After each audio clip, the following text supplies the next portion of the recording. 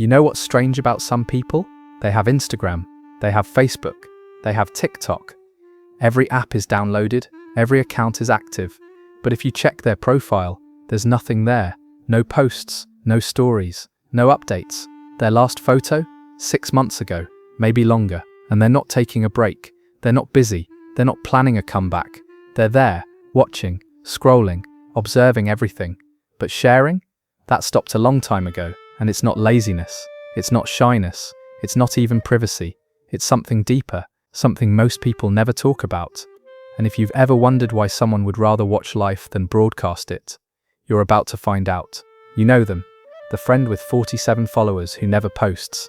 The person whose Instagram looks abandoned, last photo from 2022, comments turned off. Who watches your stories but never shares their own. They're not technophobic, not afraid of the internet, not too old to get it. They just stopped participating. And when you ask why they don't post anymore, they shrug. I just don't feel like it. But that's not quite right. It's not that they don't feel like it. It's that they can't find a reason that feels genuine. Every caption feels performative. Every photo feels staged. Every share feels like asking for something they don't want to give. The world says, document your life, prove you're living, share your moments or they didn't happen. And they said no thanks. Not rebelliously, not dramatically, just quietly stopped hitting post. Months of them burnt out. They used to post everything, every meal, every thought, every moment. And then one day they looked at their feed and didn't recognize themselves. This curated version wasn't them. It was a performance of them.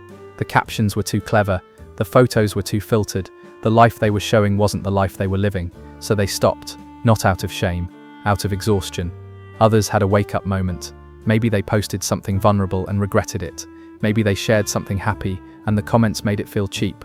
Maybe they just realized I don't owe anyone a window into my life. And some never really started. They made the accounts because everyone did. Posted a few times because that's what you do, but it never felt natural. Every post felt like homework. Every story felt like a test they didn't study for. So they became observers, scrolling, watching, liking, but never contributing. And the silence felt better than the noise they were supposed to make. I remember the moment I stopped. I was on vacation, having an incredible time, and I caught myself staging a photo for Instagram. Not taking a photo, staging one, adjusting the angle, moving the drink, waiting for the light, thinking about the caption, and I realized, I'm not here. I'm performing being here. So I put my phone down, enjoyed the rest of the trip, took a few photos for myself. And when I got home, people asked, how was it? I didn't see any posts. Like if I didn't post it, it didn't count. That's when I understood. I'd been posting for proof. Proof I was happy, proof I was living, proof I was interesting. But who was I proving it to? And why did I need to? So I stopped. Cold turkey. And people noticed. Are you okay? Did something happen? Why don't you post anymore? Because I don't want to. That's it. That's the whole reason. Psychologists call this digital non-participation or selective social media disengagement. Not social anxiety, not depression, just a conscious choice to consume without creating. There's something called audience awareness fatigue. The exhausting mental load of knowing that everything you post will be seen, judged, interpreted by dozens or hundreds of people. Every photo becomes a statement. Every caption becomes a performance. For people who don't post, that pressure isn't worth it. They also tend to have high authenticity sensitivity. They can feel when they're performing, when they're curating, when they're shaping reality for an audience. And that feeling is unbearable. Research shows that people who post less report lower social comparison anxiety and higher life satisfaction because they're not constantly measuring their lives against everyone else's highlight reel. They're also less likely to experience FOMO because they're not in the loop. They don't know what they're missing, and that ignorance is blissful. They'd rather live a moment fully than capture it partially. But there's a price for digital silence. You become invisible. Friends assume you're not doing anything interesting because they don't see evidence. If you don't post, you don't exist. You miss out on social currency. That casual I saw your post conversation starter. The validation loop that keeps relationships feeling active. People forget about you. Not maliciously. Just out of sight, out of mind. And there's the professional cost. Personal brand. Online presence. Visibility in your industry. If you're not posting, you're not building. If you're not building, you're falling behind. But people who don't post have decided, I'd rather be invisible than inauthentic. They're not trying to disappear, they're just refusing to perform. There's also the record-keeping loss. Years from now, what will you remember? The posters have a digital archive. The non-posters have memories. But they'd argue, Memories feel more real when they're not captioned. People who don't post on social media are often seen as disconnected, antisocial, or hiding something, but here's what they actually are: present. They're not experiencing life through a screen they're about to post to. They're actually there. Private. They've drawn a boundary between their inner life and their public persona, and they protect it. Authentic. The version of themselves they show in person is the only version that exists. No performance, no curation, free from validation loops. Their self-worth isn't tied to likes, comments, or shares. They don't need external confirmation that their life matters. And here's the strength most people miss: they can't be manipulated by engagement metrics. Algorithms don't control their mood. Follow counts don't affect their self-esteem. Going viral or going silent both mean nothing. That's not disconnection, that's immunity. To be clear, this isn't about judging people who do post. If sharing your life brings you joy, connection, meaning, that's valid, that's beautiful. The problem isn't social media. The problem is feeling obligated to participate.